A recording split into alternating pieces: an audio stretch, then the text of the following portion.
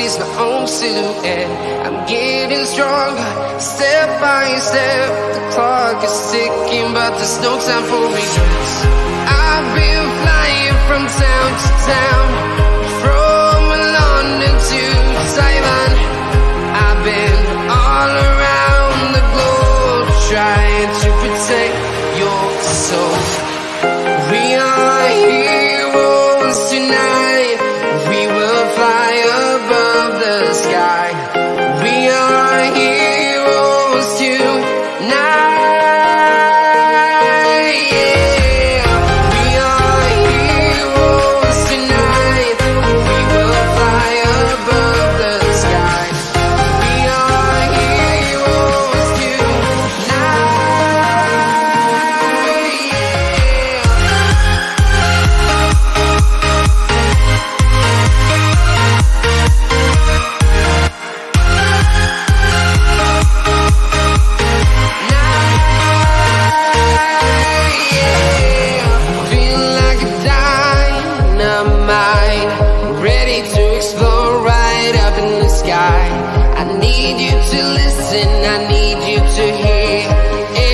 show any fear. I've been flying from town to town, from London to Taiwan. I've been all around the globe, trying to protect your soul. We are heroes tonight. We will fly above the sky. We are heroes tonight.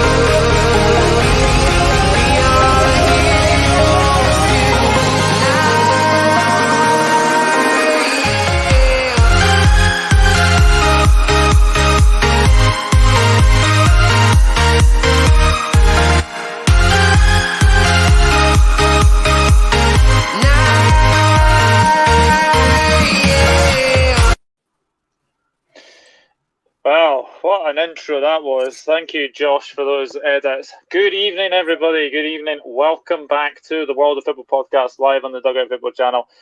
As we are obviously joined by the regulars, well, one regular is actually missing at this moment in time. I'm pretty sure he will turn up, but let me introduce the regulars. Josh, to my left, how are you doing?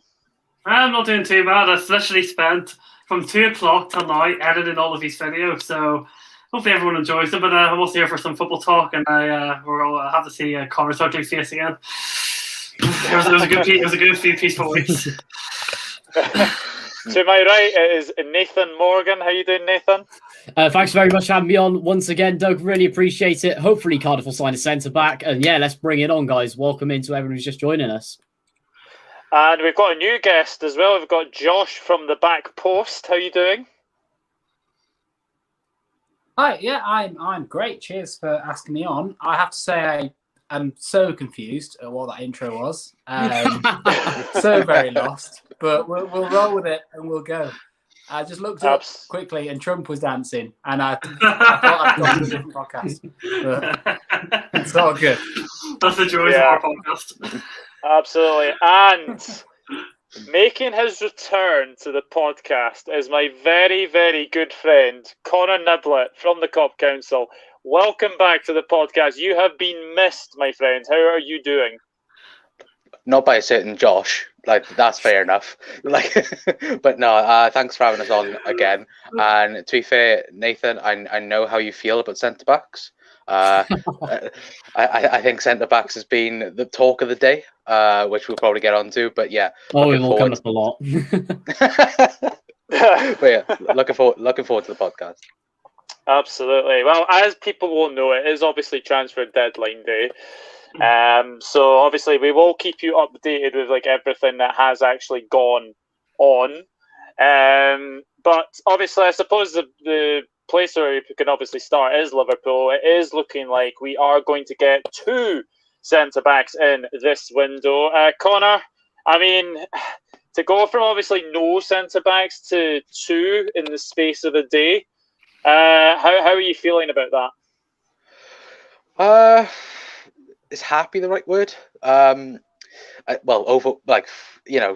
going to having no centre backs to having 14 in the space of 24 hours, it's kind of nice. But it's today has been filled with centre back talk all day. I think we all woke up to the news that Liverpool, of course, about to sign Ben Davies from Preston.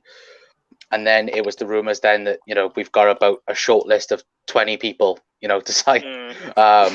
And that. But it looks like it's going to be Ozan Kabak from Schalke, which I know that we were linked to him back in the summer, but I think he was going for around 40 million euros at the time. And Liverpool just didn't think it was worth it and decided to stay with Fabinho as fourth choice. But as we all know, Fabinho's gone from fourth choice to first choice all of a sudden. So, it's great that the fact we've managed to get in 2 centre-backs, because I think all of us a couple of days ago was like, okay, with the way the world is at the moment, we're not going to sign anyone. And the fact that we've managed to get 2 people in for probably bargains if they work out well. So I'm excited to see if any of the new signings start against Brighton on Wednesday. Yeah, absolutely. Josh to my left. This is going to be so weird. What I'm going to do is basically say Josh to my right, to my left, and then I'm going to say Josh down the bottom. That'll be good. Or Josh. Tottenham Josh, just calls the back post, whatever. Tottenham Josh, yeah, that's a good idea. Chelsea Josh, there's been a lot of talk about Diego Costa today. Where do you think he's going? That's a good question. It's definitely not Chelsea, that's for sure. We're preferring off 3 strikers as it is. I could see probably it being Leicester.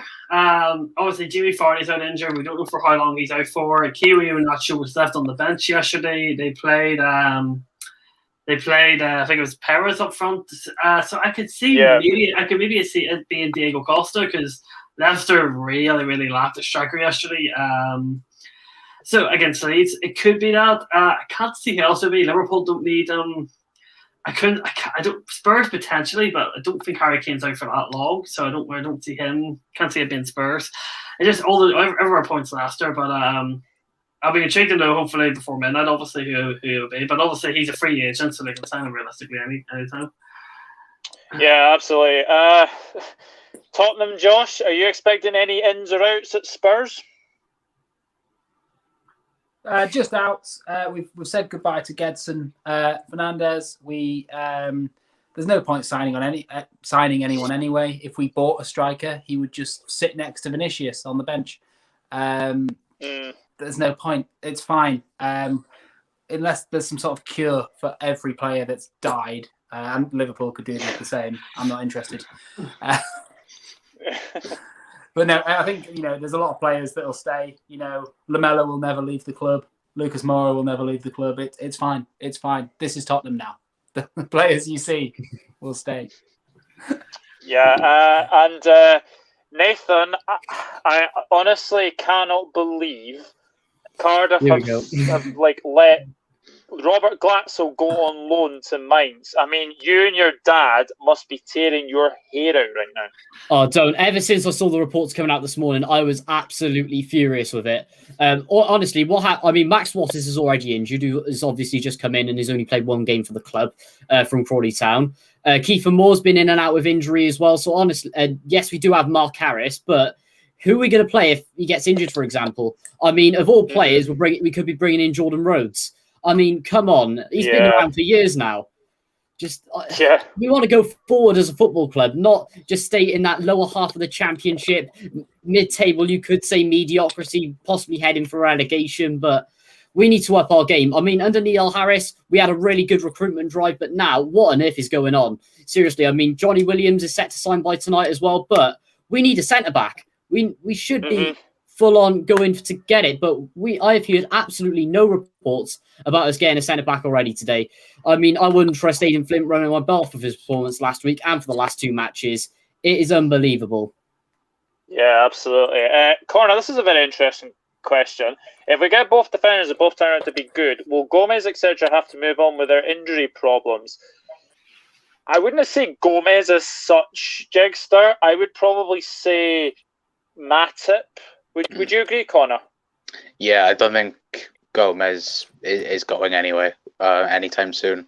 It would probably be Joel Matip because, as we said before, Doug, he has the structure of a Weetabix. And I just need Matip to be either A, fit, or B, be gone by now because we just cannot rely on him at all. Yeah. Can I just make a point about Kabak? Because this guy commenting, the Demo guy, did say that Kabak is average, and I'm really jealous of Kabak. He's apart from that striker, he is the one shining light of a terrible, terrible, terrible Schalke side.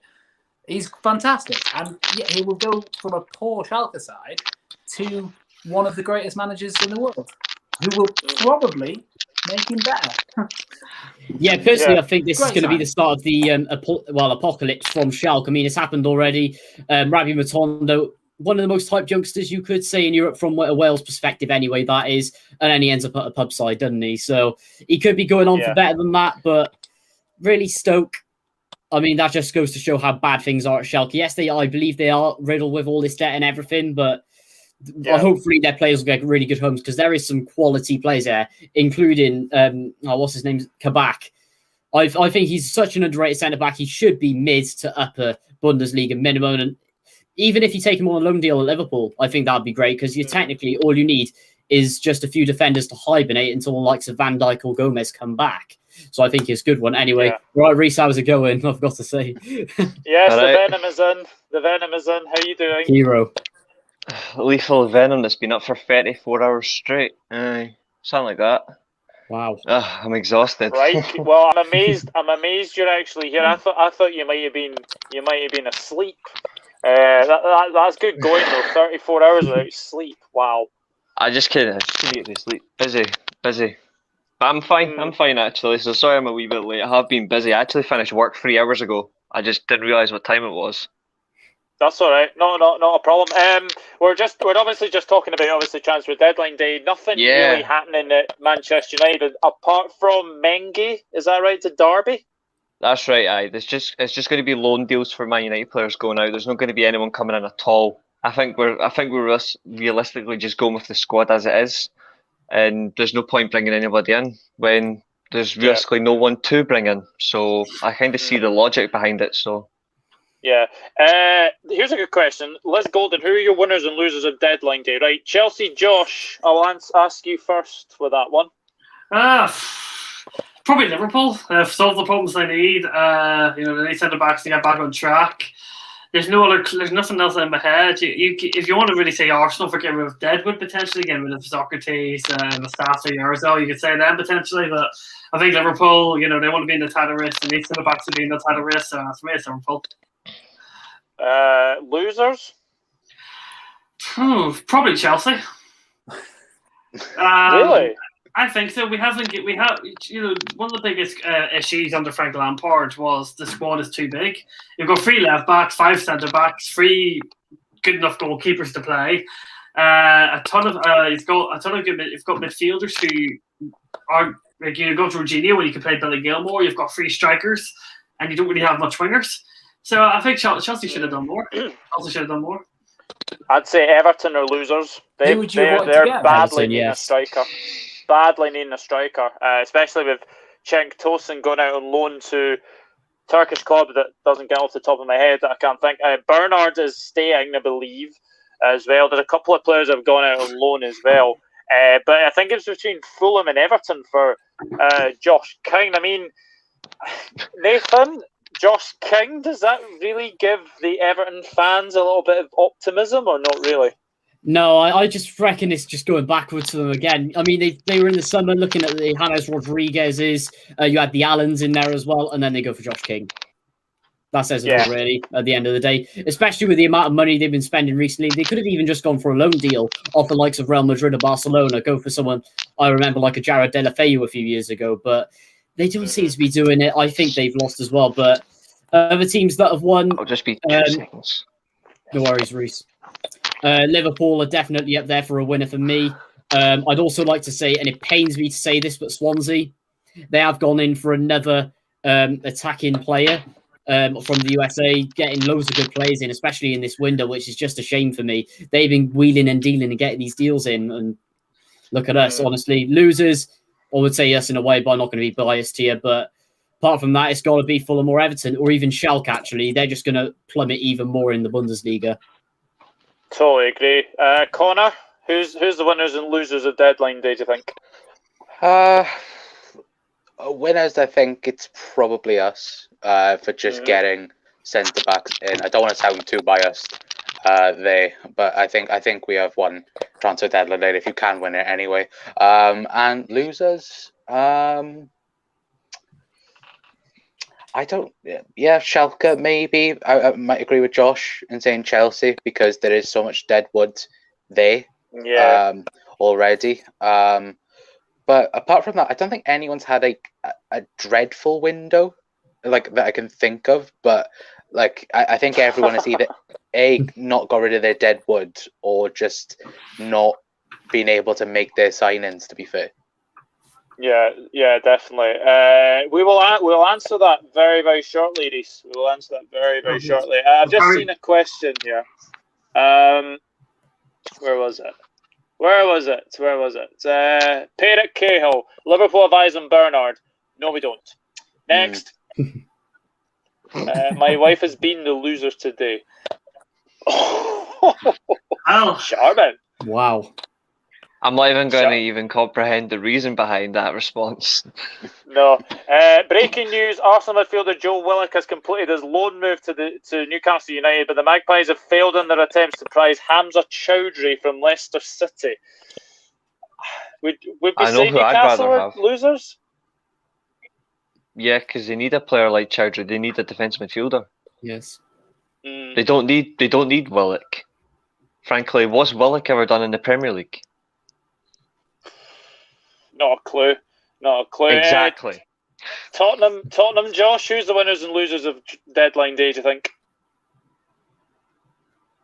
I think, without being too cliche, just there's no money anywhere. Football is the loser of deadline day. It's just terrible. Kabak is the only one I can think of, and Odegaard. They're exciting. I mean, not deadline day, but obviously Odegaard is an annoyingly good signing. Tottenham have got rid of Gedson Fernandez, so that's a win in my book. Poor child. But no, for me, it's Liverpool not having a centre back. Not that I was that sympathetic to that because Tottenham couldn't beat them twice anyway without the centre backs. But it's Liverpool. It's the boring answer, sadly. And losers, God knows, everyone. I think the Chelsea point is harsh. I know that Jay, my co-host, would be shouting murder if you're insinuating Gilmour should go out on loan. He wants Gilmour there. He wants Gilmour to stay. My logic is that Billy Gilmour is too good not to play at his age. And if so far it's been Kovacic and Jorginho as along with Havertz and Mason Mount as took Hill's midfield. So I would rather Billy Gilmour goes out on loans than plays, and then plays one game in every 10. That's what my logic would be. Nipping, just saying, mate, as much as I like Kai Havertz, it's the other way round. As much as I like Kai Havertz, it's the other way round. Kai Havertz, what's he said? Kai Havertz to Martin. No, sorry, I have to say Odegaard at this moment. Odegaard's next level. Yeah, he is. Havertz is a good player, but Odegaard is still ahead of him. Yeah, Thriller from Manila. Say that again, Douglas. Thriller from Manila is in. Big Arsenal fan. Odegaard in. Willock, Maitland-Niles, Kolasinac, Mustafi, Socrates out. Decent window if you ask me. To add to that, Matt Ryan as their second choice keeper is in a bad time too, getting rid of that other man. That's great, to be fair. Oh, Runarsson, yeah, he was shocking. Absolutely shocking. Absolutely shocking. Yeah, I think everyone. Nat Phillips is unfortunately the loser today. Why? I wouldn't say so. I think the thing about getting the centre backs is that you can move Fabinho and Henderson now into the midfield, not let them play at the back. Yeah, it gives him more of a chance to play more as a young player. It's quite good for him as a Liverpool. Like, even for Liverpool, it's good to give him more of a chance. So, frankly, I don't understand how, bringing in defenders gives him a chance to learn more, gives him a chance to play beside other people. Why could that be a problem? Why is that a problem? That doesn't realistically think, unless he thinks because Fabinho and Henderson have played well at centre back lately, which, to be fair, they have. I think that it'll be like, I think people are getting a bit too excited. I think Henderson will definitely now not be in defence, thank God, because he is much better in the midfield. But Fabinho, I think, is still number one centre back, and then it will just be rotation then for who's going to be next to him. And it might be a game or two where Fabinho might go back into midfield, and we might be Kabak and Phillips or Davies and Kabak. You know, it might be that this season, but at least it is the thought process now that Fabinho and Henderson can play in their proper roles. Yeah, Nipun loves a dig at Arsenal. Yeah, I have noticed that. Some things you just have to. Some things you just have to defend Arsenal for. Some things you just can't help but have to defend. We will have an Arsenal fan on in 2 weeks as well. Oh, great! He's getting slandered. We do. One of the things that has happened though, and it is going to be to Reece's disgust, Manchester United have added Phil Jones to their Premier League squad. I bet Dan will be happy about that one. The memes are back, boys. The memes are back. Oh gosh, shots have been fired. I definitely picked the right decision for a shirt tonight. I definitely picked the right decision. He should be playing in the States. I don't know why the hell we've added him to the squad. Fuck me. There's going backwards, and then there's Phil Jones. I honestly don't know why that. The back post. God have mercy. Maybe Spurs should buy a backup striker. Oh wait, they did, and still didn't start when Kane's gone. Yeah, I mean you've got Vinicius. Got Vinicius. Costa will end up at Spurs.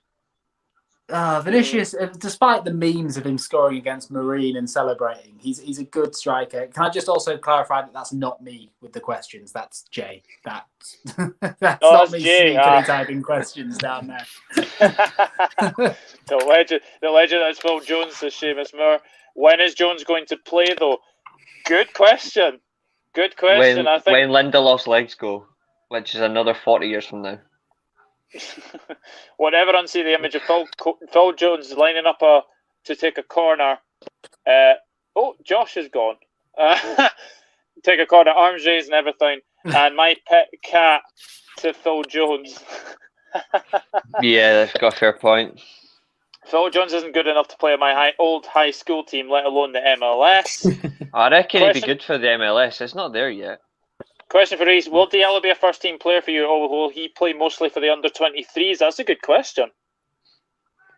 He'll be amongst the first team in a couple of weeks, so we'll find out in a few weeks, I suppose. But I think he's going to be in there. I don't think he's not worthy of an opportunity. I certainly think he's got a chance. Certainly worth the money that we spent. Does kind of help that he's got quite a bit of a cocky attitude. I watched under-23's game against Liverpool. He's quite a cocky bastard. I quite like that, to be honest. So, I certainly think so. I think in a couple of weeks we'll find out just what he's like. I don't want him rushed. Because he's still only like 17, 18 years old. I don't want him rushed at all. Yeah. SM says Diallo will see Europa League minutes along with Donny. Yeah, absolutely. What's this? How long has Son got in his contract? I'm a fan from afar on this guy. Song. Oh, Song? is that Human Song? It's either Yeah, that or it's Song, Alex yeah. Song, who has got he left West Ham quite a while. When I read the song there, I thought you meant Alex Song from Arsenal. I was like, he left like a decade ago. I think he's meaning We're Song. in Yeah. talks. Yeah, it's on, guys. You just put in the chat Yeah, now. we're in talks. Give him a new contract. Yeah. Yeah, we're in talks to sign a new contract apparently, but God knows it's one of We those. don't want to ones- lose your best. We don't want to lose your No. best player, do you? You Well, don't. no, you but don't. we are playing with fire because Yeah, you don't sign a 30 million player and have them stuck in the academy. No, absolutely not. Absolutely not. I would be signing Son in a heartbeat. He's world class. Yeah, absolutely. Definitely. Tottenham's best player. Absolutely. we better Is start Ollie happy playing with like a Europa team League? that deserves something. Yeah. Say that back again, sorry. We better start playing like a team that deserves Son and Kane, because otherwise they're going to look and go, "See you later." 100%. Peter is asking, is Ollie happy with the Europa League or does he want Champions League? I still think he wants the Champions League. I think he'd be a fool to say I don't want the Champions League. It just backfired. It didn't go as planned. But it's football. I mean, it could be worse. We could have finished fourth, but we didn't. Like, we finished third. I mean, it didn't end badly, that group, but we're still in Europe. He still wants a Champions League. I mean, you would have to be a brain dead human being to think, oh, I'd rather have the Europa League over the Champions League. Yeah, You would have to be. Absolutely. Scott Robinson has just won Livingston's Player of the Month, according to my iPad, so that's very, very good. Someone's just said, can't believe Liverpool signed Ben Davies from Tottenham. Wrong. That's a brilliant troll comment. Ben Preston. Davies. That's got to be a Preston. troll comment. Surely that's got to be a troll. We didn't. What happened with Mourinho in charge? Son, a top 10 player in the Prem? Yes. Top I three. would say He's up so. there. Top five. Top, Yeah. top three for me. I think he's But without fantastic. Kane, he's looking less like that. Kane's Yeah. like top six. Imagine if LSC Celtic in the last few hours. I would highly happen. doubt that, Connor. Yeah, won't happen. I think James Pearce said that no major outgoings are going to be happening at Liverpool today. So yeah, no one's leaving. Yeah. Oh, here we go. How many goals would a backline of Loris Karius, Hector Bellerin, Shodran Mustafi, Phil Jones, and Marcus Alonso concede? Overall, they would concede 120 goals in all competitions. You concede 60 in the league, and the rest is up to you. And half of them will be own goals because you have the two own goal That's half specialists on in the Bellerin. middle. Yeah. It's not harsh. Although when we get to the Premier League review, my friend to my right criticised the decision to start Alonso for Chelsea against Burnley, and it Exactly. completely backfired, didn't it, Josh? Mm-hmm. Do you want to move on to the Premier League now? Because I got my way along to it ready. Oh, Yeah, here we why go. not? He's Why dying not? for Alonso. Let's go on to it. Oh, it's game day. Let's see what the Chelsea team news is.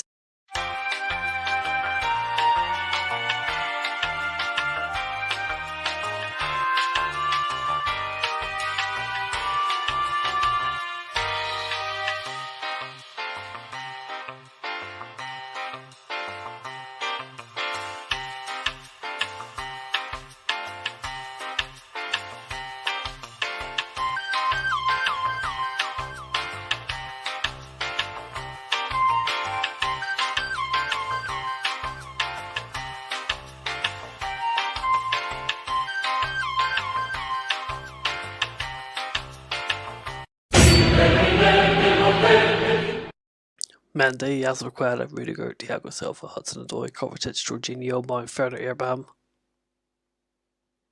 No.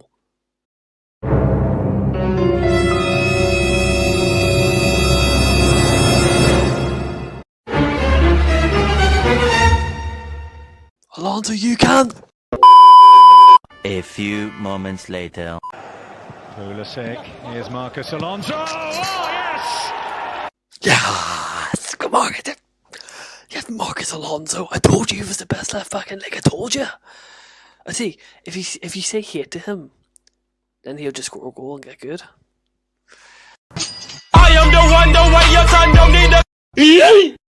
Let's go check the Spurs score.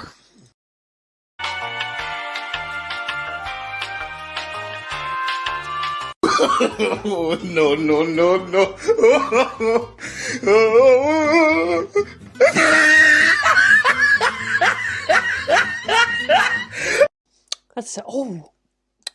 Let's see how United end up.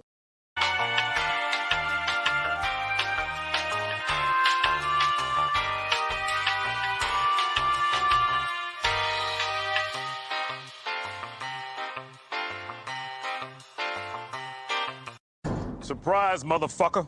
Yeah, it's not great, but it's better than United winning. How did Liverpool do?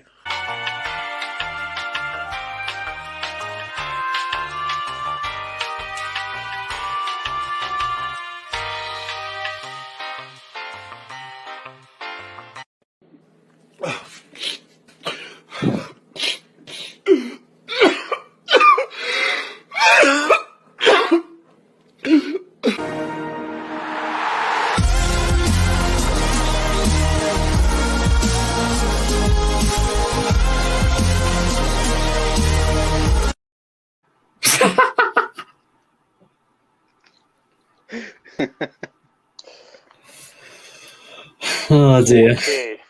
You are so going to hell. Yeah, I am a wee bit concerned you did use Premier League footage in that clip.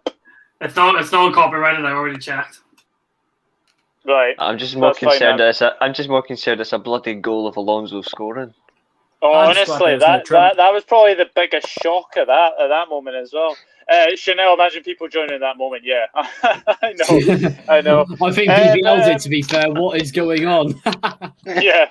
But let's obviously go into the Premier League, and let's start on Saturday, which was a very shock result, it has to be said. Everton 0, Newcastle 2. I mean, Connor, where's that result been coming from for Newcastle? It was out the blue, wasn't it, really? I think Newcastle, over the last couple of weeks especially, have been looking like a relegation team. I think, everyone has seen that, the growing frustration with Newcastle fans when it comes to Steve Bruce, and then somehow he managed to get a result out of Everton. And it's a weird one though, isn't it? Because Everton, of course, we've spoken earlier on about not having a striker, and when Dominic Calvert-Lewin isn't, performing well, Everton don't perform well because they don't have they don't have that midfield player neither that can just take them to that next level in getting a goal out of nowhere. I know Richarlison would normally do that, but of course he isn't doing it at the moment. But I hope Newcastle do well this season because, of course, they've already got terrible owner and that, and for them to get relegated as well would be terrible theoretically. But I believe they got St Maximin coming back as well, which is a good sign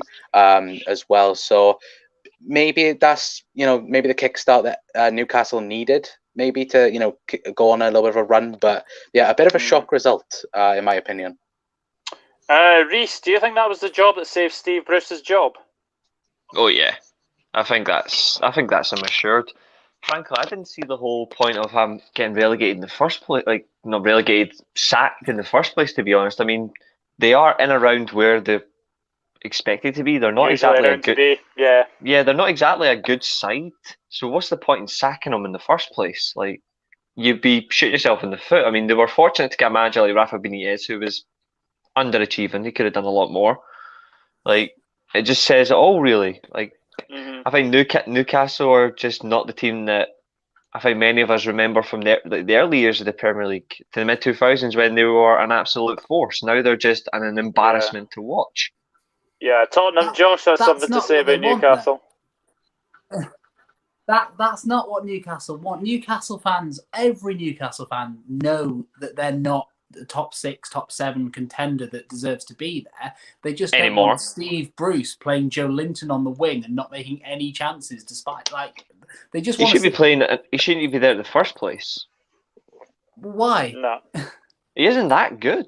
No, I know, but he was when he was part of his three with oh god, I can't remember, but Jovetic and Jovic, Whoever it was, yeah. Aye, I don't think he's with suited that. to the. I don't think he's a Premier League striker No, at all. I don't think but it's worked for him at all. It's not the fact that yes, Steve Bruce is a similar caliber, but Newcastle just want to be excited. They just want to play some decent football. That's all they want, and some players that try. And Steve Bruce isn't doing that.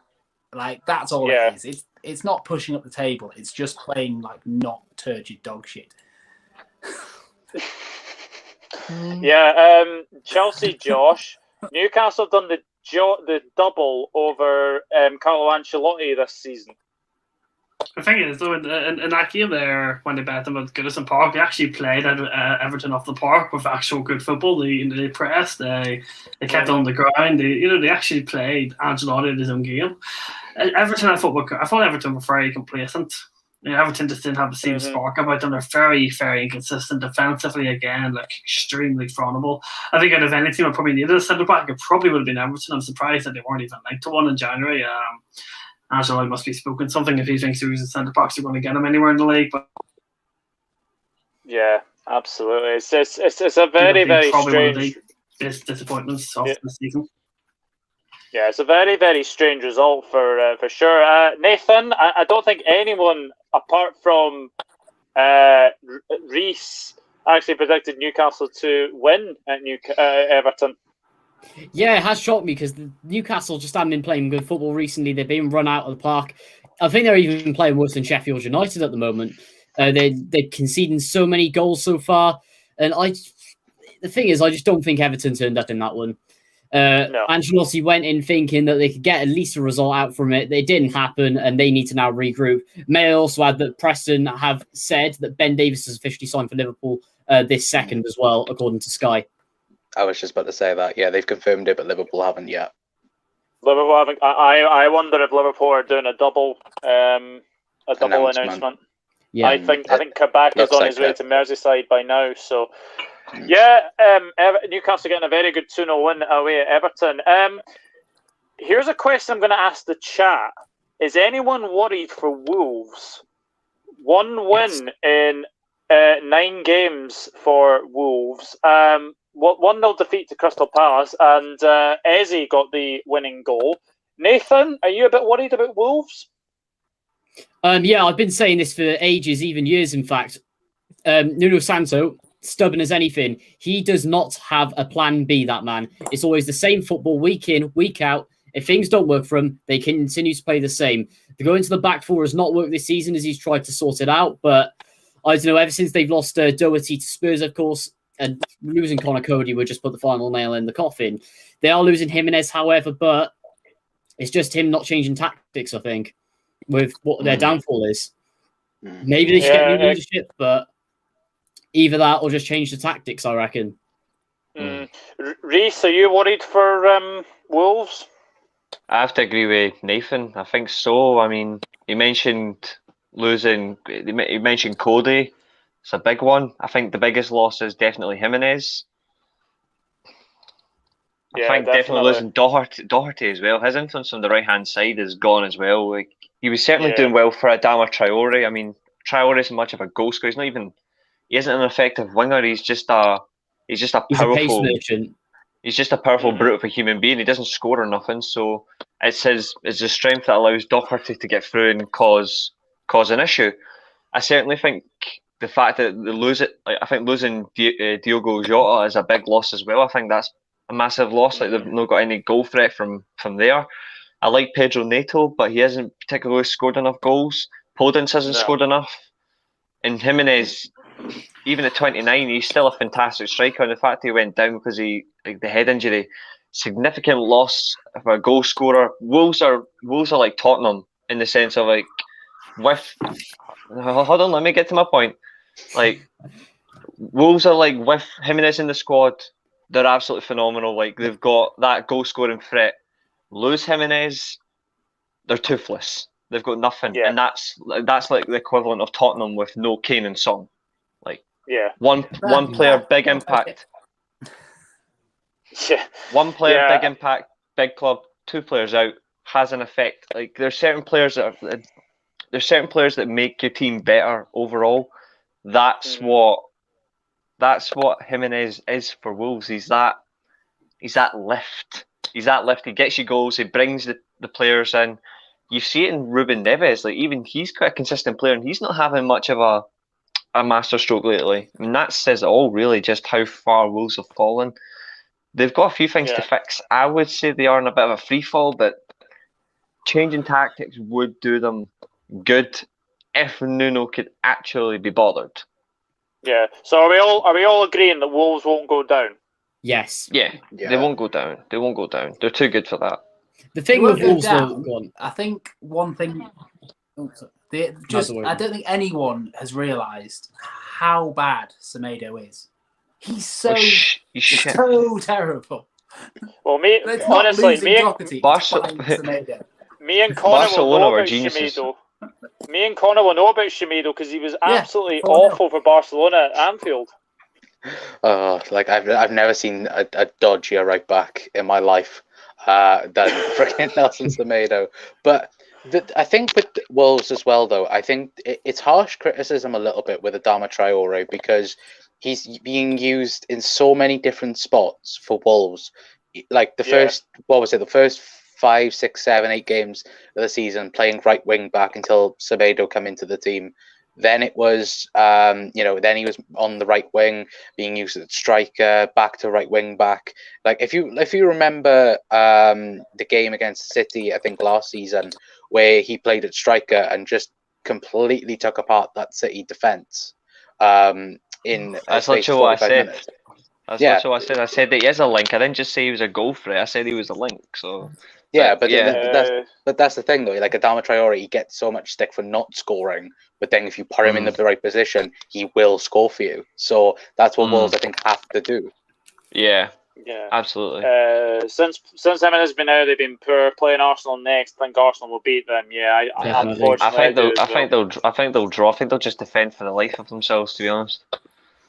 They should stay up. I think the amount of teams and the amount of points to make up should see them stay up. Just Jimenez a big loss. Yeah, absolutely. I would agree. I have Connor. His name is Hector Bellerin, says Chanel. He is shit, to be honest. Yeah, I would agree. He's a dog's bollocks for a fullback. But a very good win for Crystal Palace, and it's a very good win for Roy Hodgson. Manchester City beat Sheffield United by 1-0. Gabriel Jesus scored the only goal. I have to give credit though. I thought Sheffield United defended really, really well, and actually nearly got an equaliser through John Fleck. I mean, Reece obviously, Sheffield United went to Old Trafford and won. Have you seen any improvement in Sheffield United basically in these last 2 games? I think we were all quick to judge Sheffield United. I know they've had quite a bad start to the season. They were considerably bad. But as of late, they've been picking up crucial results. They've been winning games, getting points, a couple of draws here and there. Even when they've lost, it's still the same. They've only lost by the odd goal. You just can't seem to knock 4 or 5 past Sheffield United. It's like the one team in the league it does not happen to. So they're turning things around. Credit to their manager as well for doing that, because he's lucky, because if it had been any other Premier League club, he would have been fucked off by now. He would have been gone. It doesn't matter if you're loyal to a club or not for how many years. It doesn't matter where. If you were in that position for such a long period of time, you would have been sacked.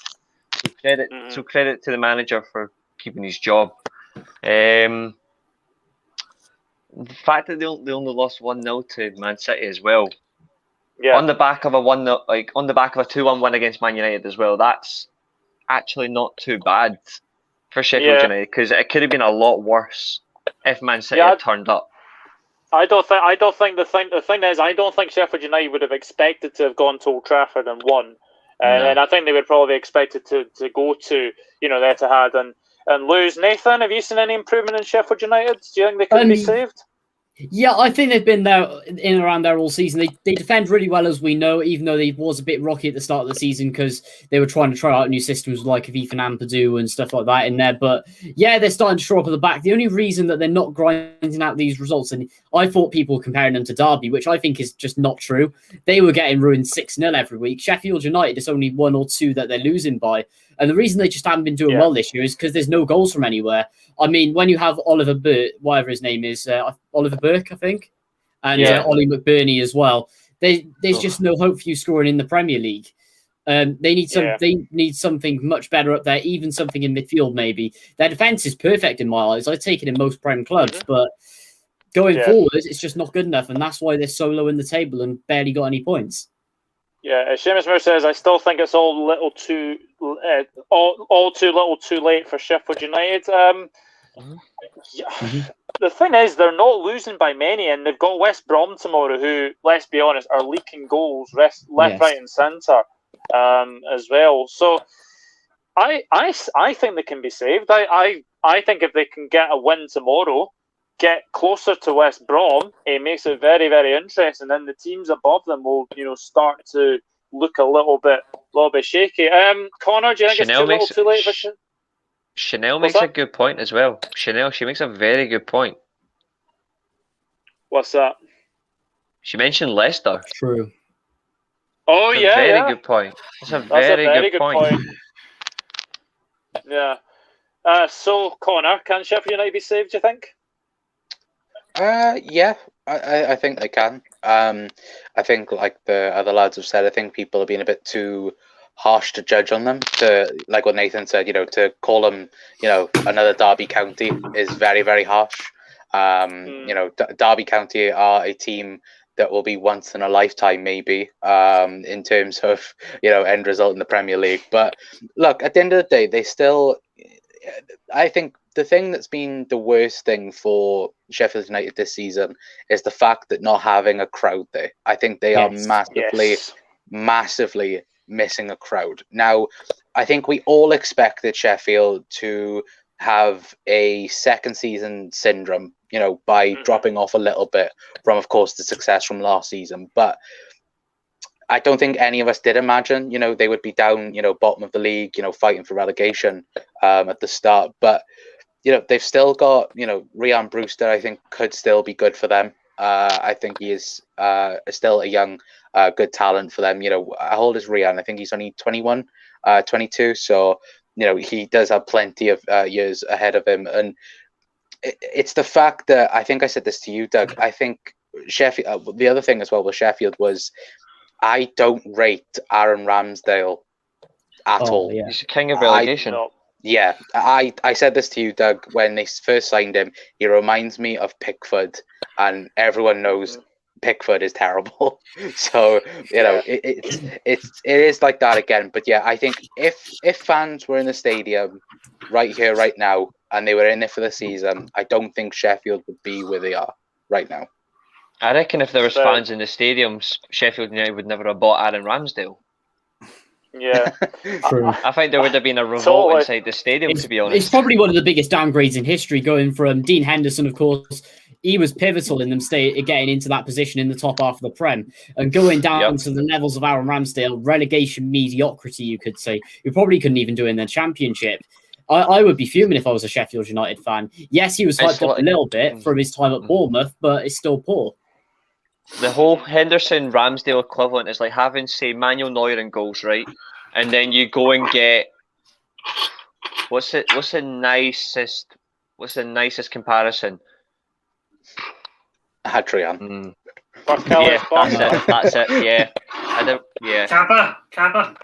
Yeah. No, that's too harsh. That's too harsh on the Spanish, mate. Oh wait, fuck it, it's Kepa. Yeah. Yeah, what I was going to say, is it too harsh? Nah, I mean, Kepa isn't even, I don't even know what Kepa is, but he's not a goalkeeper. Helen makes a very good point as well. Berger is still injured. I think he's been a big loss. I think he's a great player. I think he would definitely improve Sheffield United as a team as well. Okay, let's move on. The BBC match, West Brom 2, Fulham 2. Now, That is West Brom's first goals under Sam Allardyce at the Hawthorns.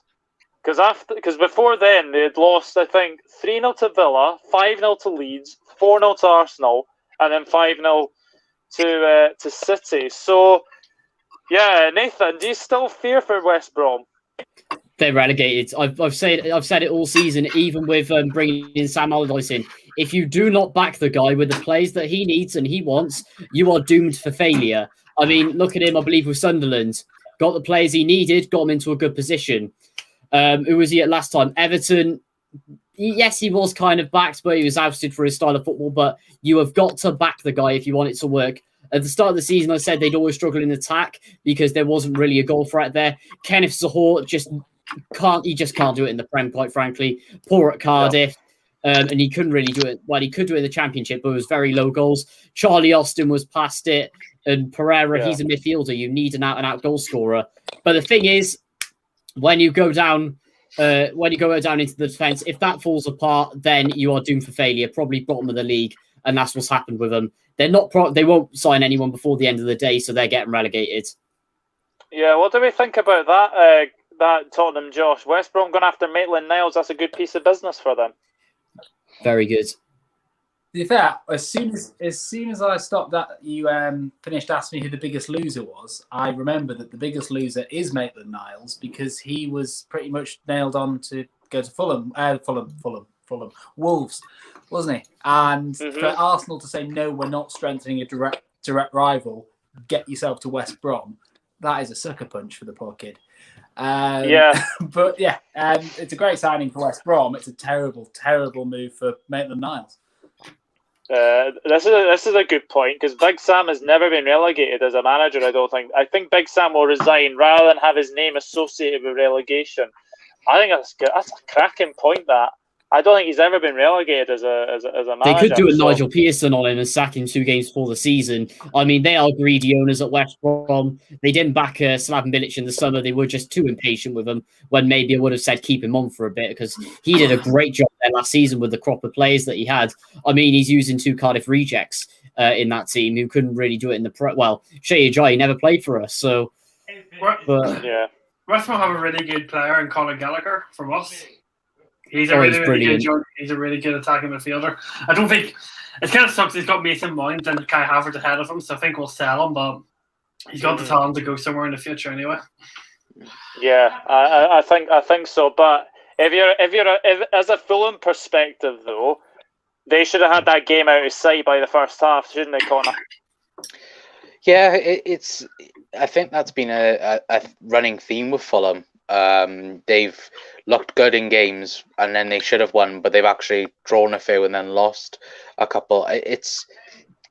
And you kind of need a bit of luck if you're going to survive in the Premier League, especially with the teams down at like we spoke about Sheffield, we've spoken about other teams like Newcastle and others, and you do need to beat the teams around you really, and it is a 6 pointer game, but I have a weird feeling Scott Parker is going to, I think Fulham are going to stay up. I just have this weird feeling with them, to be fair. And I think, at the minute, Scott Parker's doing a phenomenal job with Fulham and the ways they are at the moment anyway. But, we're moving a little bit away from that. There is a little bit of news on Kabak that I'm looking on my screen.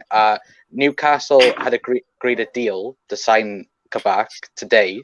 He was going to have a medical for Newcastle, and then Liverpool come in at the last minute and grabbed him from Newcastle. Ooh. Yikes. Wow. Wow. Yeah. That is amazing. That is amazing. But I totally agree. I think Fulham could stay up as well, to be honest. I think they could as well. Let's move on to the game at the Emirates, and it finished Arsenal 0, Manchester United 0. A running theme with Manchester United, Reece, is that some of the games against the top 6 have been 0-0s. I can think of Liverpool, I can think of Manchester United, Man City, and I can think of Chelsea. Do you think that was 2 points dropped or 1 point gain? Do you think? Definitely 2 points dropped. We're just not good enough against the best teams in the league. We're absolutely terrible. Like, frankly, it's a nice way to put it. Like, United against the bigger teams in the Premier League, we're just not good enough. There's no hiding from that. And frankly, I've got no way of figuring out why we're not good enough against the top sides. When generally last season we were actually against the top sides. Last year we were probably the best in the league. So it's quite a significant change that we're now improving against weaker teams, but against the bigger teams we've backtracked. It's almost quite embarrassing, really. We should be more consistent in these games, but frankly we're not. We've only picked up 1 point. I think we've only scored. We've picked up a few points, but we've only scored 1 goal against the so-called top sides all season. And that was the Fernandes penalty. That's it. Against Spurs. That's all. Can I just intervene? Liverpool have just confirmed Ben Davies just now, and he's registered as number 28 for Liverpool. Oh, fantastic. So that's been confirmed then. That's good. I did think there might be an announcement at 8 o'clock. I did wonder about that. Davies came from Preston, folks. Just to confirm, like, where he's coming from. He plays for Preston. He doesn't play for Tottenham. He doesn't play for. There is no Davies that plays for Celtic either. No, no. Cavani had 2 golden chances. Really hard to believe he didn't convert on either. He should have left the second one. He shouldn't have bothered with that drop kick. He should have left it for Martial. Yeah, absolutely.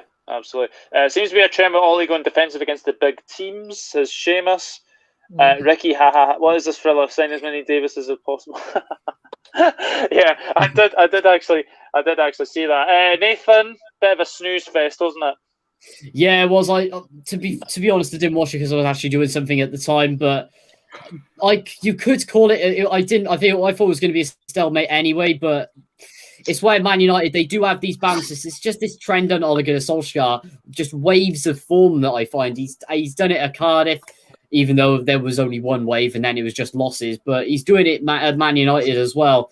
Yeah, I can see them going downhill. But then again, if you look at the run that they've had recently, it has been relatively all right. But they need to be going into these games thinking that they can get something. And I don't know. I just don't think they're going in with the right attitude, to be honest.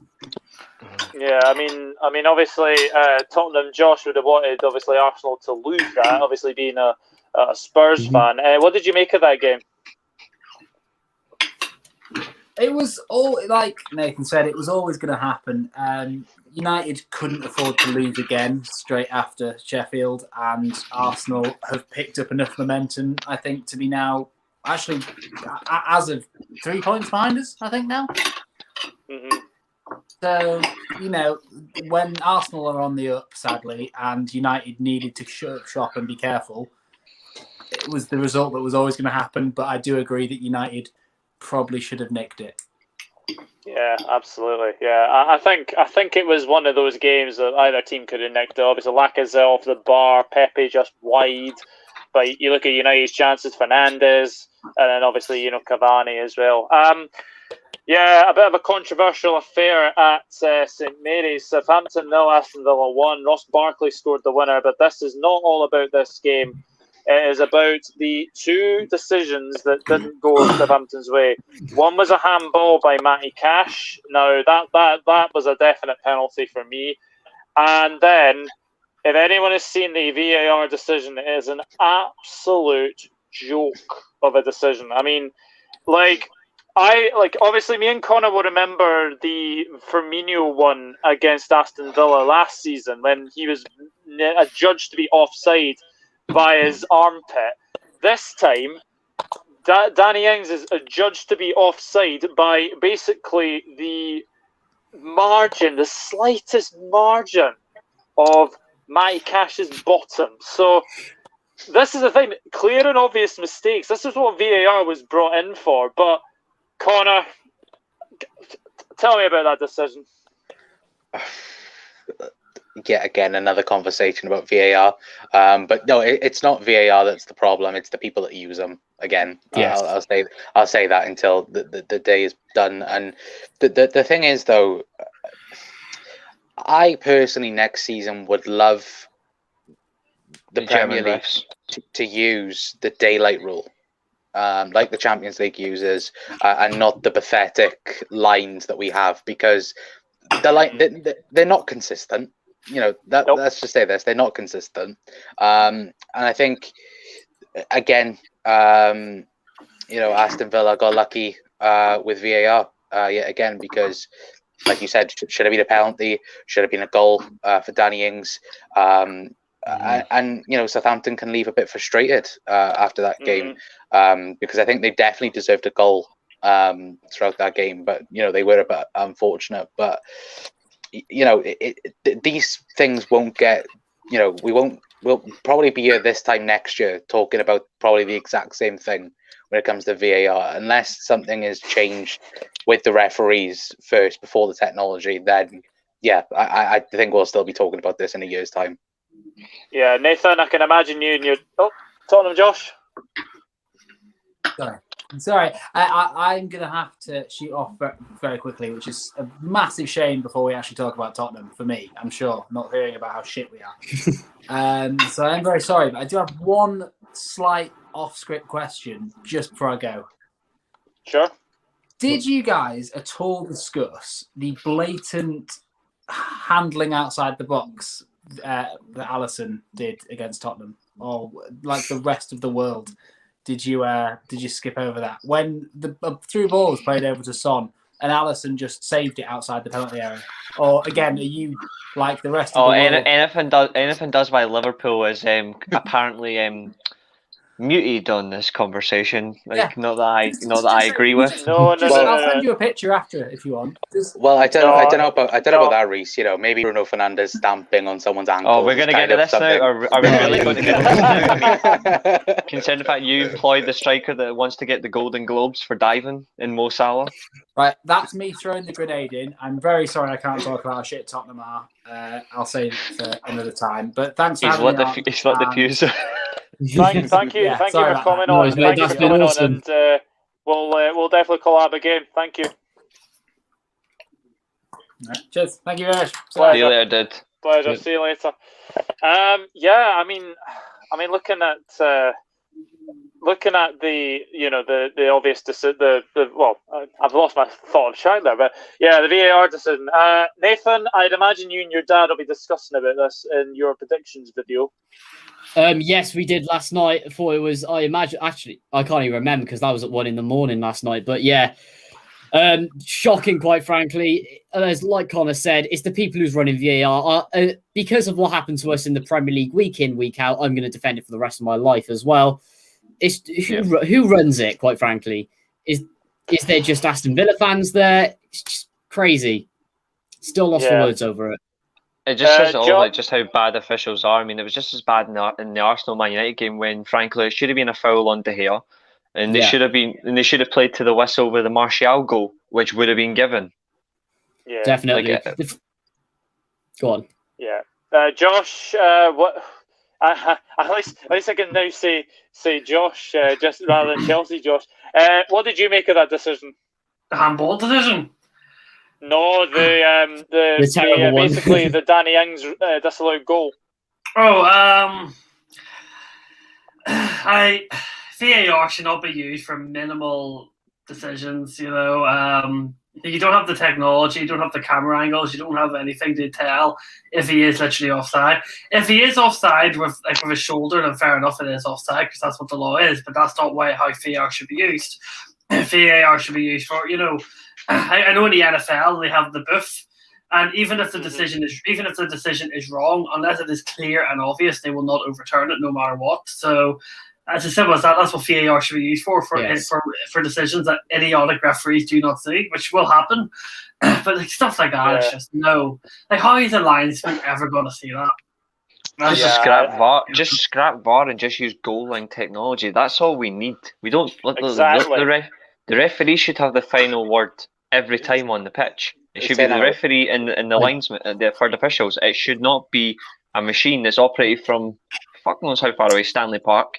It shouldn't be done from there. It should just be goal line technology to determine if a ball has went over the line or not. That's all they The need. thing is, Reece, I would agree with that, but the thing is, we have some of the worst officials in Europe. Looking at the few seasons before VAR was introduced, the amount of decisions that people were complaining about was absolutely absurd. I mean, for the people who are just dead set against VAR and goal line technology, what I want them to do is simply go watch a highlight show of Craig Pawson and Mike Dean. That will show you why VAR is needed. This is why the smartest option the FA should make is you just scrap all English referees and you just bring in Germans. Fair answer. Yeah, absolutely. I remember Scrap last the season, English, bring in the Germans. Oh yeah, I still remember that last season when the linesman flagged Oba as offside against us, and when VAR looked at it, Oba was miles onside. Yeah, that's the good side of VAR, though. That's the good thing about it. Yeah, Josh has disappeared, but a very surprising result at the King Power. Oh, you're still there. I'm eating. Oh, shock horror. I'm joking. Totally not surprised by that.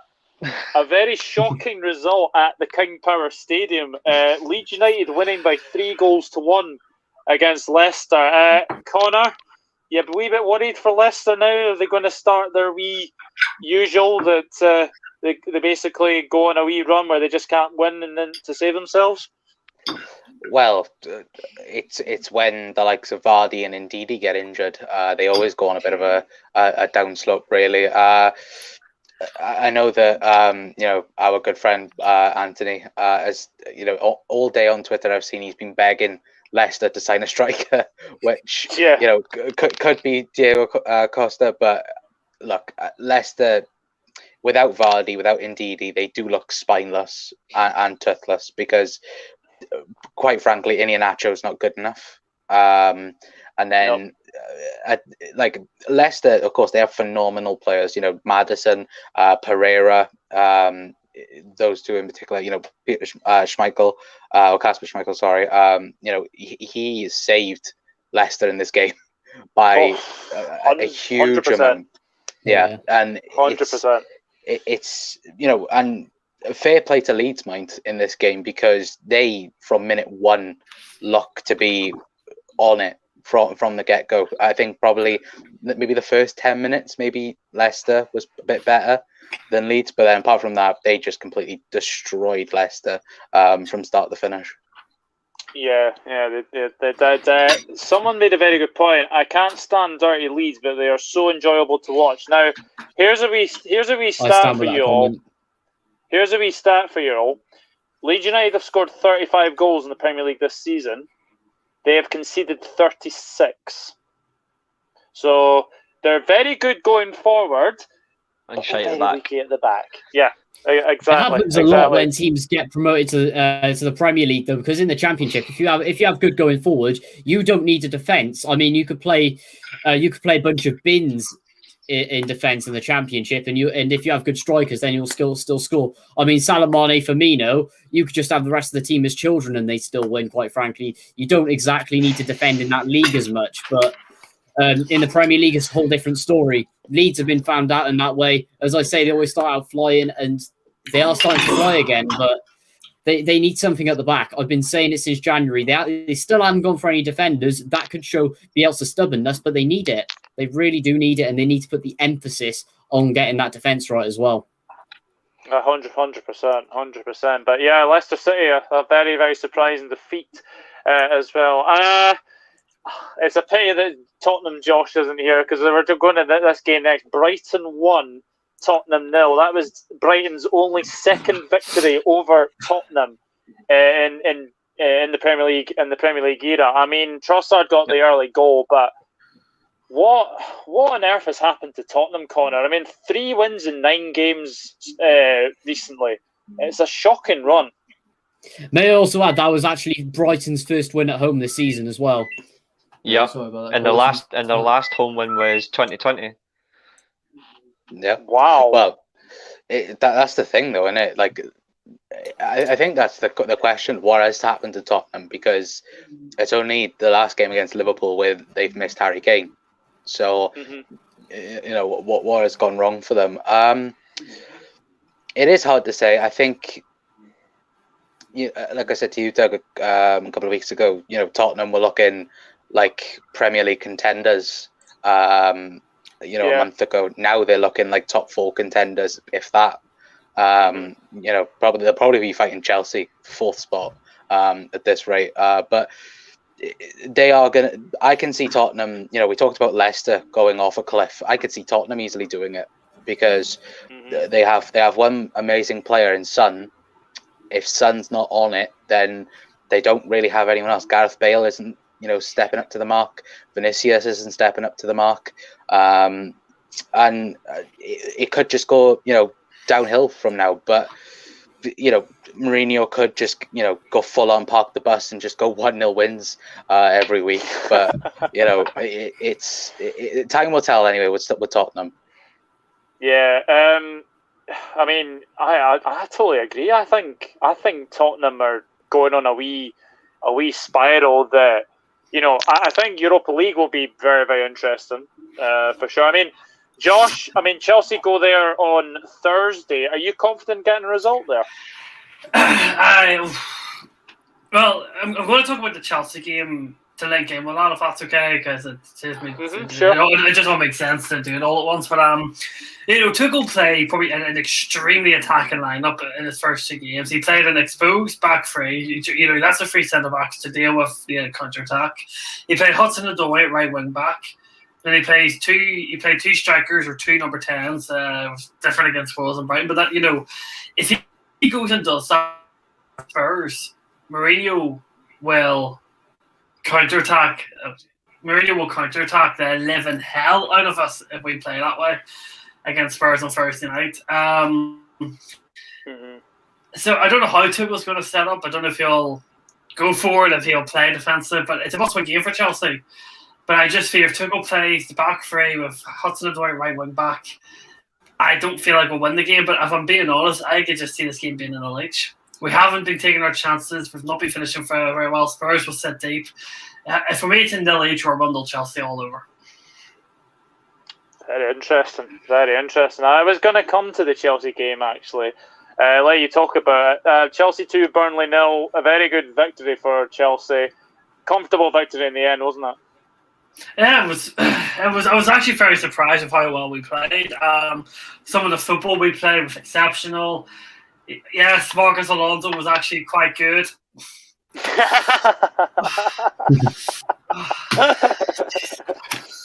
And Rudiger was good. Thiago Silva was immense. Jorginho was actually, I've seen a really different Jorginho to what I have seen. He was actually playing really good 4 balls. Mason Mount is an incredible player. Hudson-Odoi, he was playing as a right wing back, and he was that guy. Yeah. Something. Ferner was making the right runs, doing the right things. The guy's low in confidence. Abraham was non-existent. It was the right decision to take him off. But I remember very well watching the Chelsea game. I've got the screenshot here somewhere. It was about it was Sean Dice. It was the Robbie Brady. He was on Hudson-Odoi. Sean Dice yelled at Robbie Brady, said, "Robbie, tune in." And Robbie Brady turned back to Sean Dice and shouted, I know where he fucking is. I just can't stop him. What do you want me to do? I just summed up that performance in a nutshell. Do you think, though, do you think that Alonso is a better left wing back than a left back? Oh, yeah, no, a left wing back. Definitely. He has scored more goals at left wing back than Timo Werner has scored at left wing if he's played there for club or country. So he's a really good left wing back because he doesn't have to defend. But the thing that you sacrifice for that is you have to play a defensive midfield and you have to play Jorginho, Kovacic or Jorginho and Kante, which means that you're basically relying on your forward line.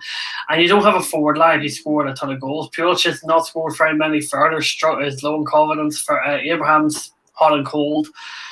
So there's a lot for Tuchel to figure out. I'm excited to see where this team goes. I really, really am. I think I do worry if he plays this back three against Spurs, we will get absolutely ripped on the counter attack if he plays Hudson-Odoi. Right wing back, he needs to play an all right back in Reece James or even Azpilicueta.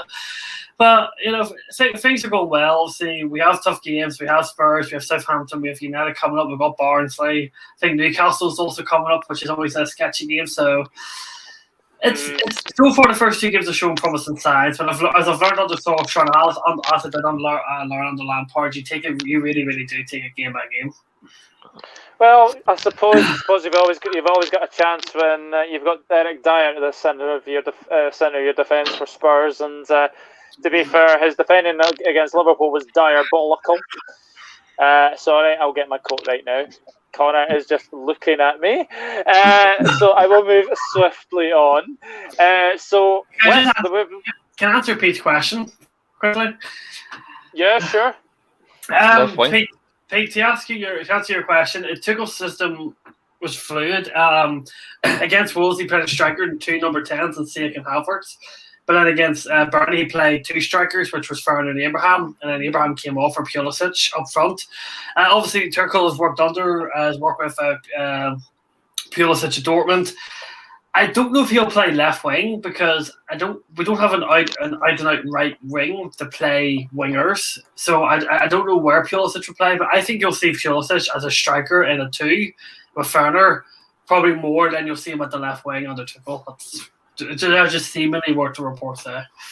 Yeah, well, the last game we will talk about is West Ham 1, Liverpool 3. Now, Liverpool fans would have gone into that game thinking that, okay, it's a potential game that we could probably lose. It's a potential game we could draw, especially with West Ham's, run of 6 wins in a calendar year for the first time ever. But West Ham, I mean, going into that game, Connor, were you surprised at what David Moyes said, that we can't really compete with the likes of Liverpool? Do you think that they went into that game knowing that they didn't have a chance of winning that game? Not really. I think David Moyes is right in the fact that I think what he means is they can't compete with the likes of Liverpool, City, United, and those types of teams. I think that is what he meant more than actually going for the game. But I was surprised how West Ham didn't go for us in the first half, really. In the sense of Liverpool, of course, we all know have been vulnerable defensively the last couple of weeks. But I was surprised that they didn't go, all in and go, okay, we're just going to go for it. They were very conservative of it. And when they did go forward, I thought Jordan Henderson was fantastic. I thought Nat Phillips, like we talked about, I thought he had an absolutely fantastic game. And yet again, Mo Salah back to his best. Could potentially get, well, looks like he is on the road to the Golden Boot, which, love to see it. I'm not going to lie. But yeah, it was a proper Liverpool performance. Liverpool were back and are back to, not our full best, because I think we can still go through the gears, more. But with, of course, the signings tonight of Ben Davis and, Hosenka back means now we can put Henderson back into midfield. And if Liverpool, by this time next week, we get 2 wins against Brighton and Manchester City, then I'd say we're firmly back in the title race, without a doubt. Yeah, 100%. I think we cannot not speak about the West Ham Liverpool game and probably say that the second goal for Liverpool, I mean, it's just one of the best counter-attacking goals you'll ever see. Nathan, what did you make of Liverpool's performance in that second half? Oh yeah, I absolutely thought it was phenomenal. It's like I said to you on Twitter the other day, Doug. Mo Salah's got to have he is up there with having the best left foot in the whole world as a winger at the moment. But I mean, you summed it up already. Liverpool, if they get the results coming forwards, then they could probably be back in the title race. But it just depends on how you play against Brighton. You should be able to pick up points from that one. I'm not a fan of Brighton, obviously, but then again, it gets to the Man City game. And with that one, it's whichever team turns up at the end of the day. I think Man City might just pit you. But then again, if Man City want to continue in their title race as well, they have got to win every single game for the rest of the season now. 100%, yeah. Absolutely agree with you. But that's the Premier League review. Now, let's move on to Real Madrid, another home defeat at the weekend.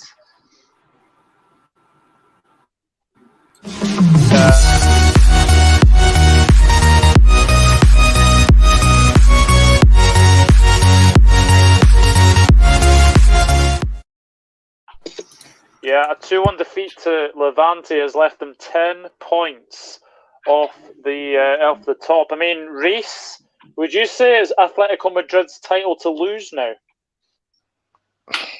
They've still got two games in hand to play as well. That's the scary thing Yeah. with Atletico. I certainly think so. Yeah, I mean, I grew up watching the Real Madrid that were actually worth watching. Now it's like every time you watch Real Madrid, you're like, it's equivalent to watching Celtic. It's piss poor. It's so bad, and it's all down to two people.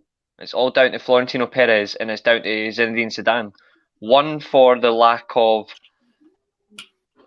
rebuilding properly in the team, with not spending properly on the right players, and the second is a manager who's not got a tactical nous to strangle this club properly. Like, it's going to backfire completely, and they're in free fall. Like, they need to make a change. I don't see Zidane lasting much longer. I think because they're lucky they're still in the Champions League.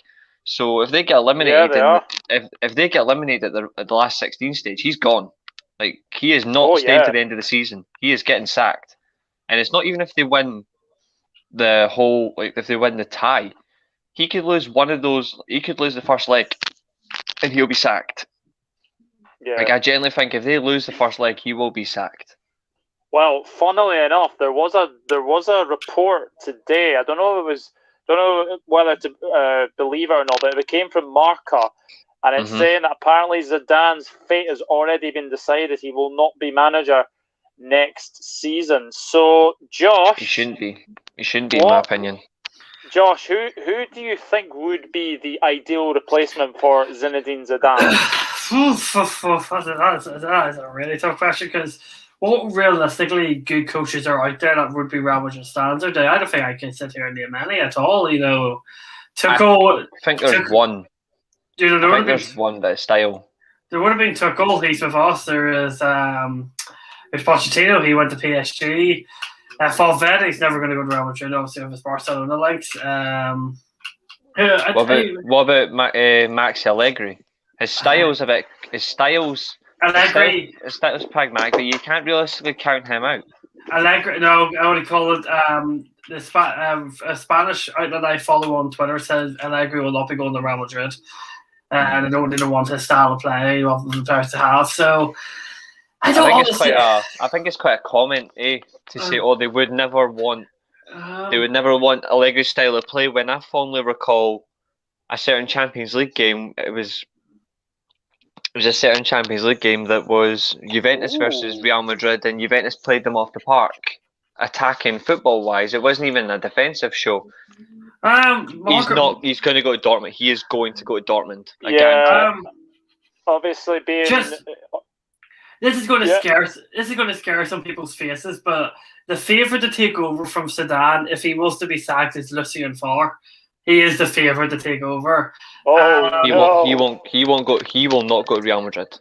He will not go. Now it's going to go to the Premier League next. I think that's well. He'll come to United. He'll come to United. That's not happening. That is not happening.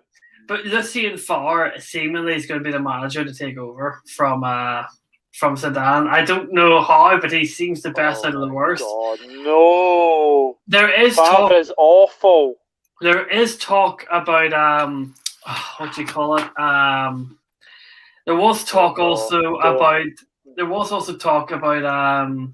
what's his name? Nuno going to Real Madrid if he was to get sacked from Wolves. That's not a good decision either. That's not a good decision. No. Like, they need somebody who can properly revive this club. And then the third choice. I don't know how you say this guy's name, but Pep Jan Lajanders. I don't know how you fucking say that guy's name. I don't know where he's even from. But he's also been linked to take over as well, because apparently he plays he's learned under Jurgen Klopp, and also apparently he would be one of the favourites.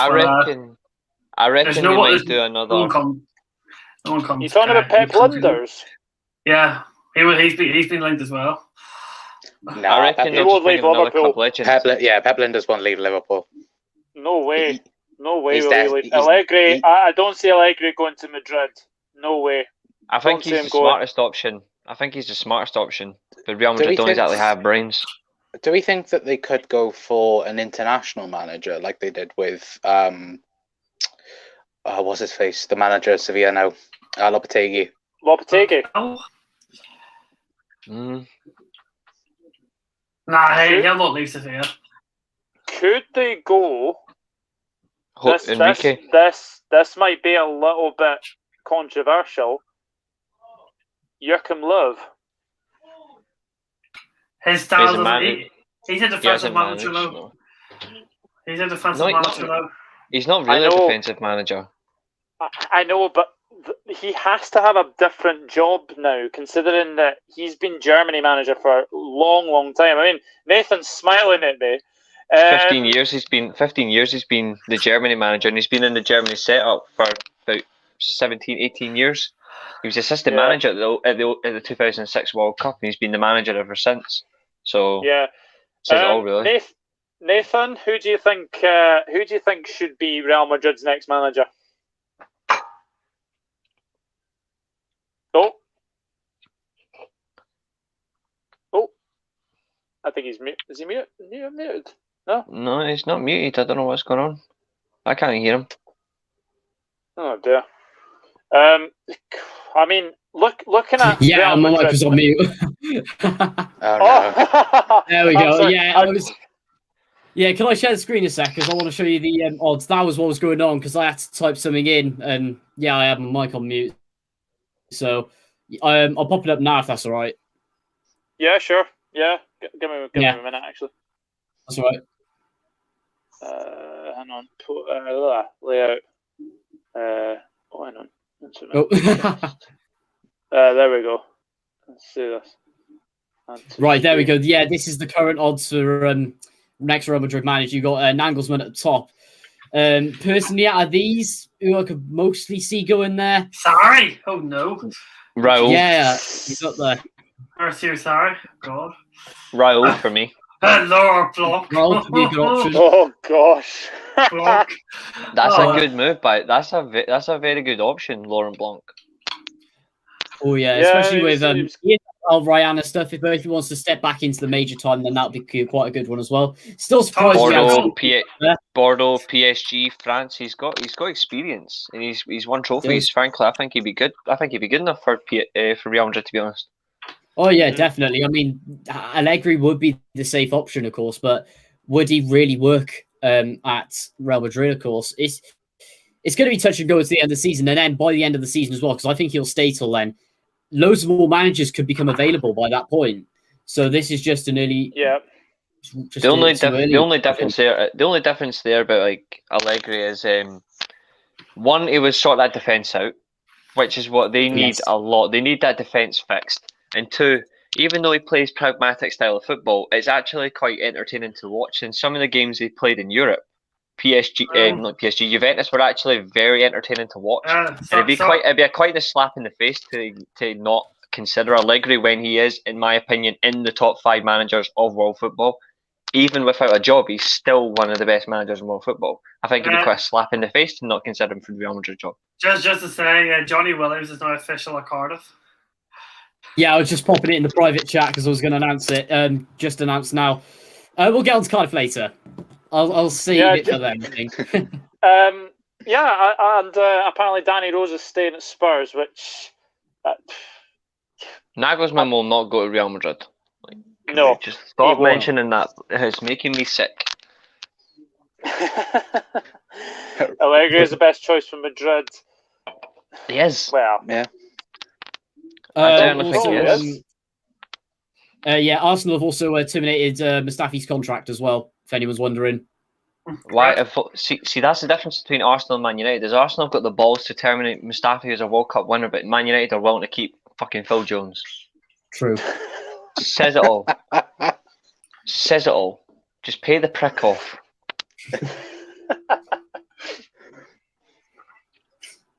Does my man tits in? Yeah, so Yeah, I mean, Real Madrid, it looks like Zidane's tenure as Madrid manager is coming to an end, and it could be potential. Well, it could either be the end of the season or it could be, before, as, Reece says, that, if they do lose to Atalanta in the Champions League. Now, a manager who is still at Celtic is Neil Lennon. And Yeah. Celtic...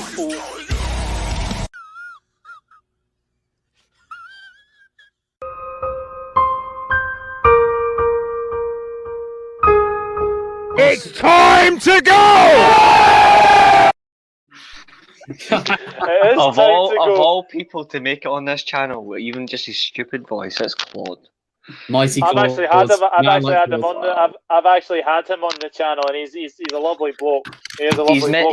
He's fucking bonkers. Like, I don't know what it is about him, but like I've watched like AFTV for years just because I find it funny. So I always go back and watch the videos, and it's always the same ones when he's standing out there arguing with Ty, and I'm like, why is he arguing with a full kit wanker? Yeah, but and a guy who wears two headphones as well.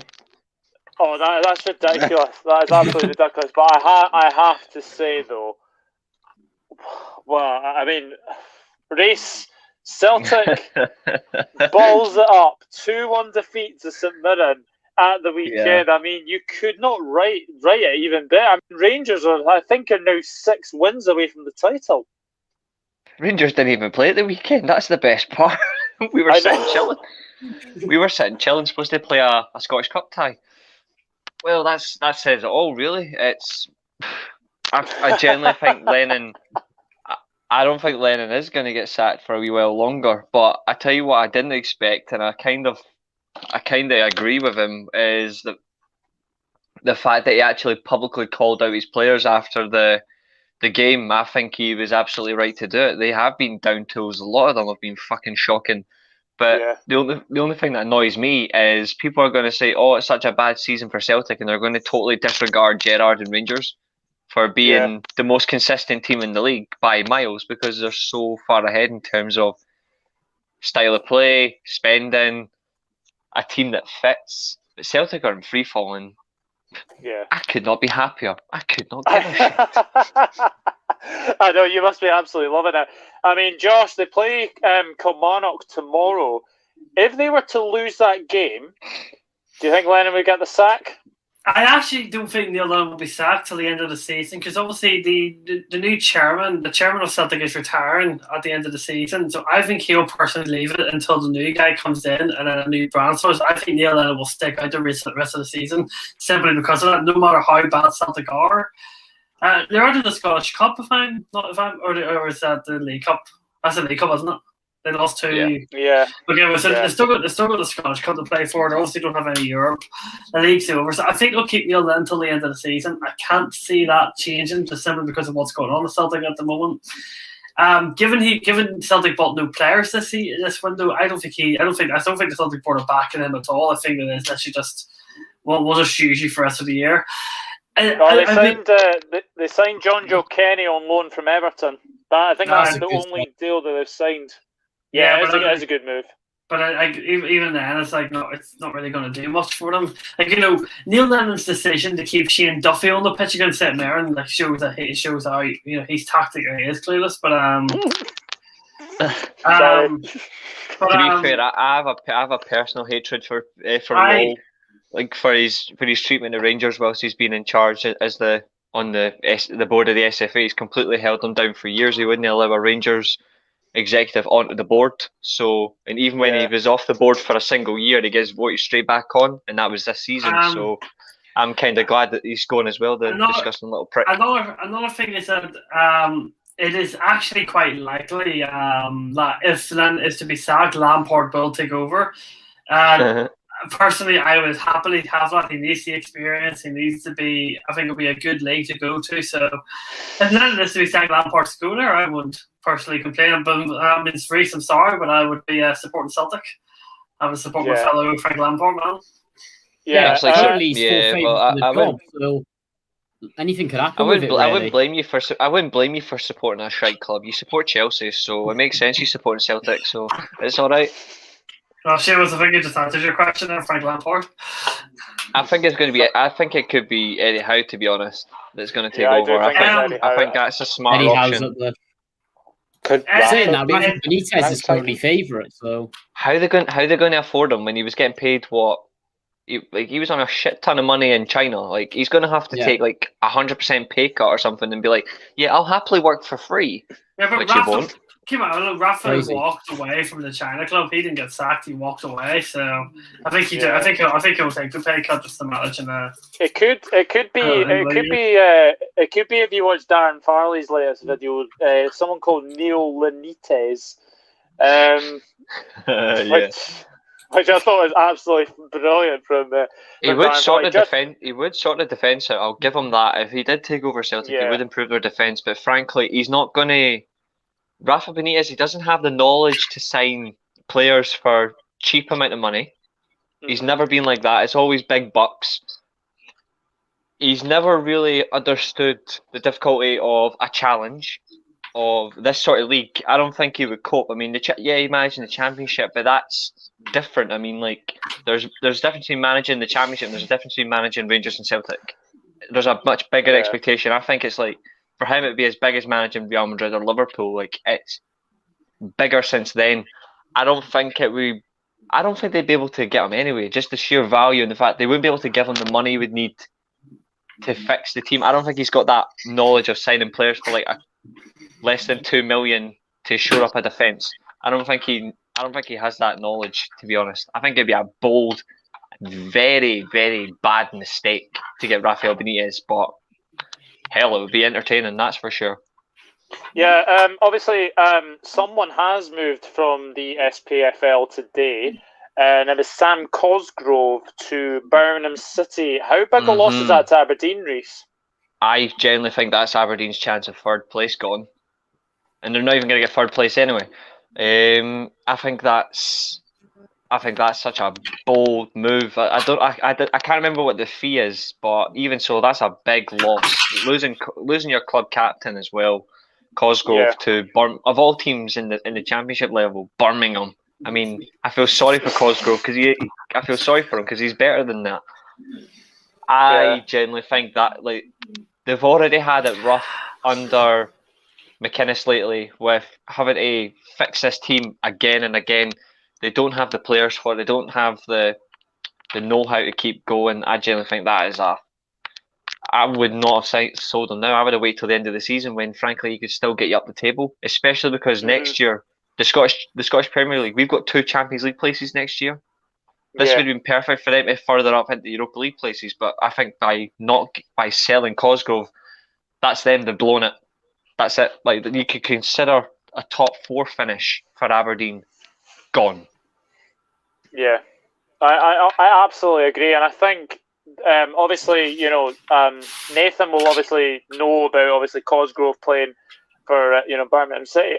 Cosgrove was fantastic at Aberdeen, but moving to the Championship is a big step up. I would say so. Nathan, how do you think Cosgrove will get on at Birmingham? Well, Birmingham have been struggling for a while down near the bottom of the Championship. They're sort of just a hibernating club since they had that FFP strike. But I think he'll do all right, but I can see him moving on sooner or later when he just realised Birmingham, a lower mid-table Championship club now, kind of hibernating there until they sort of start to improve. We'll get a new manager in who can wheel and deal properly. Oh, yeah. Yeah, I agree with Nathan. I think he'll be at Birmingham for like a year and a half, then he'll be at a mid-table Premier League club. I think you could see him at the likes of Palace or Burnley potentially. I would still call Burnley a mid-table. I think he'll end up there. I think he'll end up replacing James Tarkowski. I think Tarkowski could end up at like a top half of the table club. Could be Spurs, Chelsea, something like that. And I think he would happily just go in there, fill that gap, play there for a couple of years, then he'll be away as well. Like I generally think he's that good. Aberdeen as well, losing one of their players to Rangers as well. What a way! Exactly. Yeah, Chanel Scott just Wright. said that. Chanel, she's not much of a Scottish football fan, but she has told me if there was any Scottish club she would support is because of Sir Alex, she would support Aberdeen. So I was like, all in fairness, losing Scott Wright is a bad one for them as well. I think I mentioned it to a friend the other day about Kilmarnock as well, but like changing managers, like potentially Tommy Wright would be a smart option for them to fix their club defensively. I think they should potentially, I'm not saying sack Derek McInnes, but I think they're going to have to look at certain players around those clubs that he's managed, because he's made them better defensively. I would Just look to on his that. understanding. Just on that, what did you make of Kilmarnock?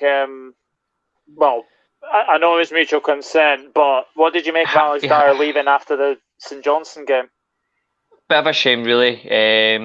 You don't want any manager to effectively, in a nutshell, even if it's mutual consent, he's still losing his job. It is a shame. I think it's... In all fairness, Kilmarnock, they are still a big club in terms of stature in Scotland. They are still a big club. Obviously, you want to see the Scottish League where it was like the 60s through the 80s when it was so strong with like 4 or 5 teams challenging for the league title and fighting in Europe. You want that. So you would expect that. I think Kilmarnock need to do something. I think Tommy Wright is the answer. I think he would be the perfect option to come in right now. Not wait till the end of the season, get him in now, because he would get them improved.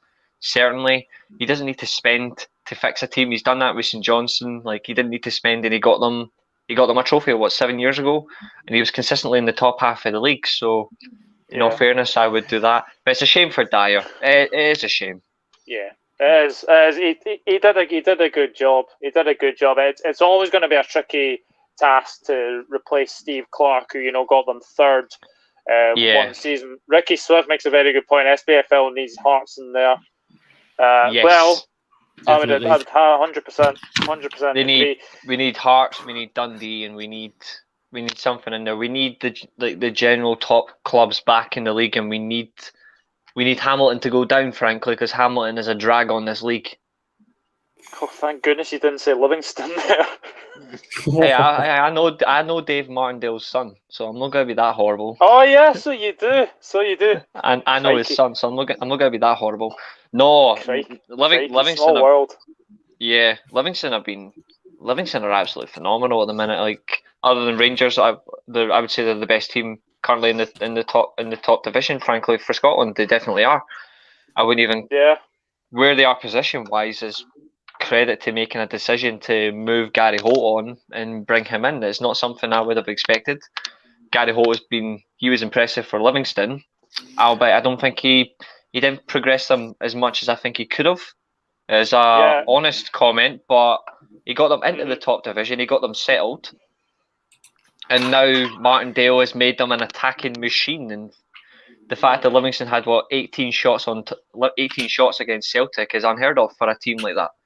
No one other than Rangers you'd expect to have close to 20 shots at their goal.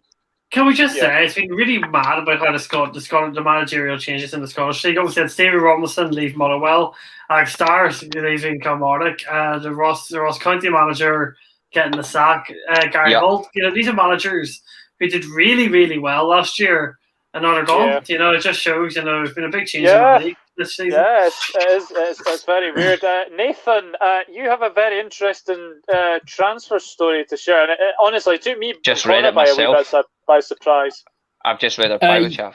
Just reports coming out on Sky saying that Liverpool have rejected a loan deal bid from Southampton for Welsh international Nico Williams. Surprises me that they go for it, but I don't know. What's the plan for Liverpool in a way that's questioning me? That are they going to try and work him in? It's about right back role. What's going to happen there? Do you think, guys? I'd say he's firmly in Klopp's thoughts. I would say yes. I would agree. Like Nico has been. Yes, Jurgen would probably go. I think he'd pick Nico over James Milner now at right back, for sure. Definitely. So for Southampton to even attempt to try and bring him in on loan it is very surprising, I would say. But guys, I do have to head off. Sadly. Well, it's been good catching up with you, buddy. It's been lovely, mate. It's been great to get you back on here. We'll hopefully get you back on more often, Connor. I will try my best. I'm just putting my TV on mute because I know once we finish, we'll all have our own plans. I'm just setting up because I'll be on some Twitch later. So if anyone wants to join me on Twitch, I'll be I'll get Doug to drop my thing in the chat or whatever it's fucking called. Link in the description. I'll try to get on. It depends if it's pro clubs with the boys later. So Yeah. Oh, I've you got got to the double check on that Xbox did or? Yeah, yes, full mate. Just Ah, very, decent. very I might quick, jump my PS4 as well then. Just very, very quickly, Connor, before we go, we were going to do a thing on like top 6 and bottom 3. Who would be your top 6 and bottom 3 at the end of the season? Liverpool, City, United.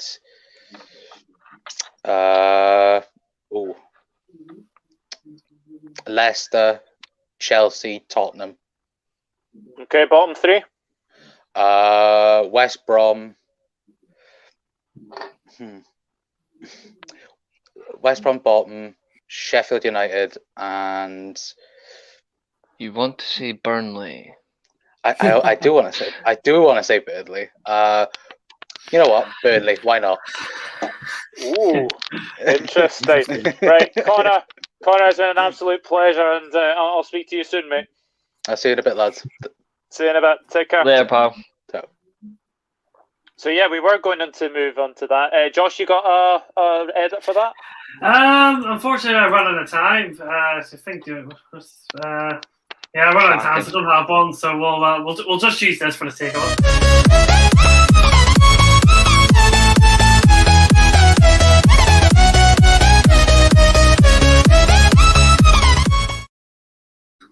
Just for the music more than anything. Or you could have used Donald, or you could have just used Donald Trump dancing. I don't have a solo video of that, unfortunately. I don't have a solo video of that, unfortunately. Right. So let's talk top 6 first. So I'll come to Nathan first because obviously he does support Cardiff City in the Championship. So what's your top 6 then?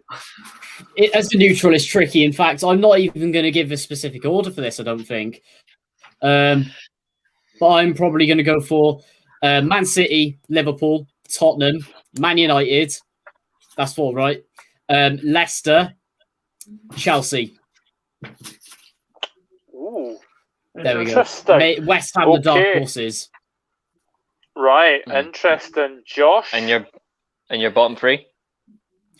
Ooh, I'm going to be quite bold here, and I want this to happen, but I'm going to go in actual order here. West Brom, Fulham, and they really don't impress me, and I think it was the complete wrong appointment for them. Brighton. Wow. You are not going to get slaughtered in the live chat by Potter fans. You are totally going to get Expelliarmus. Oh yeah. I just love the Harry Potter quote. I just really do. Okay, Josh, your top 6 and bottom 3. Right, so in order, yes, City to win the league. City to win the league. Manchester United to finish 2nd. Yes. Liverpool to finish 3rd. Spurs to finish 4th. Specific. 5th, I will go for Leicester, and 6th, I will go for Chelsea. He's so wanted to say Chelsea in 5th. He's so wanted to say it, but he betrayed his views. I don't think we'll get top 4, unfortunately. I think that's too far fetched. But bottom 3, West Brom are going down. That's for me, it's inedible. Yeah. Sheffield United will be 9th. It's too little, too late for me. Yep. They're not scoring enough goals to get themselves out of that bottom 3. And my 3rd to last place. This is a difficult one. It's Fulham. I would say Fulham, but like Fulham will not play like relegation contenders. So it's hard for me to pick them. I'm actually. I'll go with Fulham. I'll have to go with Fulham. Okay, Reece. I'm going. Just as much as I see City win the league, I'm never going to say a rival anyway. So, United, City, Spurs, Chelsea, Liverpool, Leicester in that order. Wow. Okay. Interesting. And your bottom 3? Bottom 3? Bottom 3, West Brom, bottom. Burnley are going to finish 3rd bottom, so they'll finish like 18th or like 18th, whatever in the league. And then I'm still saying, so Burnley 18th, West Brom bottom, and I'm sticking with Sheffield United. I'm sticking with Sheffield United to get relegated. I don't see them staying up as well, even though they're in good form. I don't see them having a hope in hell for survival. And I think Scott Parker's finally getting the respect he deserves for turning around Fulham. I think he's certainly he's been given the time which Fulham are never realistically being known for. Not since Roy Hodgson, they've actually been patient with anybody. So we'll see how it goes. So I think that's how it's going to be. Burnley, Sheffield United, West Brom. Right. I do have another bit of transfer news, which is really depressing. Agalo is going to Saudi Arabia. Yep. Oh, interesting. Agalo's going to Saudi Arabia. You go from Very interesting. You go from United to Saudi Arabia. My top 6: Liverpool, United, City, Leicester, Spurs, Arsenal. In that order. I think Arsenal will get above Chelsea. And you think Liverpool will actually retain the league title? I think it'll go down to the final day, and I think it will all depend on what actually happens. Because I think City and Liverpool are both at home, but I think City got the tougher game. I think they got Everton, and we've got Palace, which we always seem to beat Palace. So I think it will come down to the final day. Bottom 3, I'm going West Brom 20th. We're all unanimous. Fulham 19th. 18th Newcastle. Oh, Newcastle are 7 points clear. I don't think that'll go down. I know, but it's the kind of team that would have a run like they did as well. So I'll say Newcastle 18th, Fulham 19th, West Brom 20th. I think Sheffield United will get out of it. I think they'll be 17th. So to be fair, though, we did see the same thing with what Doug said about Newcastle with Swansea in 17-18. They had a terrible start to the season, then they pushed up, and then they were 7 points clear. I think they were comfortable, and then they just dropped off and lost, I'm pretty sure, about 8 games on the bounce. I do have something for Reece. Now, this is an Irish league transfer, but I want to see if he remembers this player because he played for United. Roy Carroll. Yeah, what an experienced goalkeeper, eh? He's now playing at 43 years old, and he's signed for Dungannon Swifts as their starting goalkeeper. Jesus, can he just retire already? 43 the man's been irrelevant for like 16 years, for God's sake. So I'm just going to read some of these out who have actually put themselves in. So Chanel Wells is going City, United, Liverpool, Leicester, West Ham, Tottenham. Very interesting. Ricky Swift's going bottom 3 will stay as I think it is, although I think Fulham could escape. Very interesting. City, United, Liverpool, Leicester, West Ham, Sheffield United. Okay. Bottom 3 of Crystal Palace, Burnley and West Brom, mainly because those 3 clubs can beep off.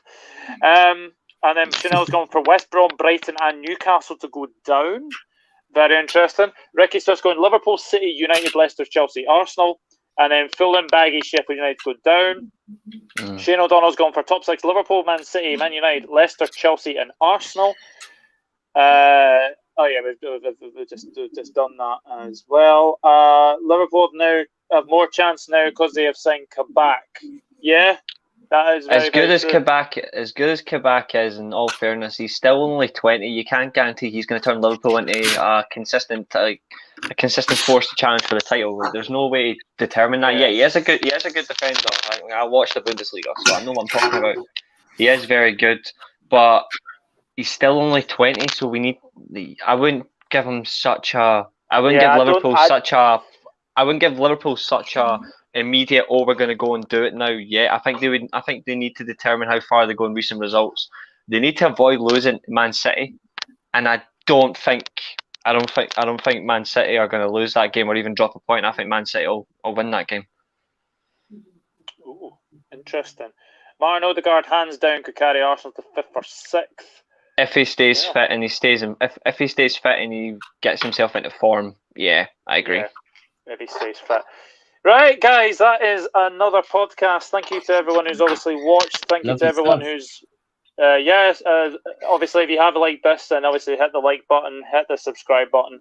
And it's been a very good podcast. So obviously big thanks to obviously Tottenham Josh from the back post for coming on, and also Legends. Lovely to have Connor from the Kop Council back on as well. Nathan, fantastic to have you on again. Where can we find you in your socials? No worries. Thank you so much for having me on once again, of course. Socials, right by there, my Twitter, and go into the description to get on my YouTube. Remember the road to 1K is on Remember the Promises as well for when I hit it. Yeah, absolutely. Reece, big thank you again, as always. United Venom on Twitter, is that right?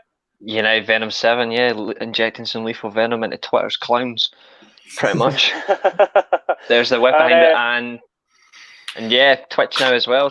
Twitch now as well. I'll be up on that very soon. Reece _Lightning 1997. Don't ask, it's a school joke from years ago. But yeah, I'm on Twitch now. So if anyone wants to get involved, I'll by all means just let me know. But I'll be on Twitch within the next half an hour. So if anyone wants to watch, by all means come along and get involved in the chat. Chanel Wells, you would be very, very welcome on a podcast. Just give me a DM on Twitter or give Josh a DM, and I'm pretty sure we would get something sorted. We would absolutely love to have you. Absolutely, for sure. absolutely. 100%. And Hella's come in with City, United, Pool, Spurs, Leicester, and Southampton. Very, very interesting. I'd like Southampton to get European football, but I think Southampton will finish 7th. I don't think they'll even get the benefit of the trophy. Like the Europa League place falling down through that. I don't see that happening either. But I think they'll finish 7th, and I think Aston Villa will finish 8th. Very interesting. Josh, thank you very much for all the edits you've done for me tonight.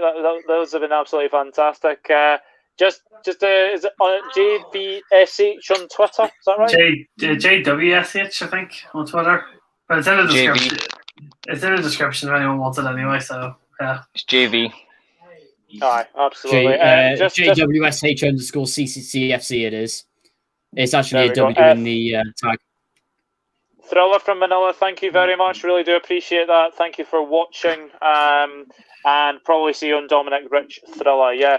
But yeah, guys, obviously if we have missed your comment in the chat, and if we don't do it on purpose, then just leave us a comment, and I'm sure the 4 of us or the 6 of us in this case will be able to reply to you as well. But back same time next week, and we will enjoy the podcast next week. But until then, it is goodbye from us, and we'll see you later. Have a good week, everyone. Take care.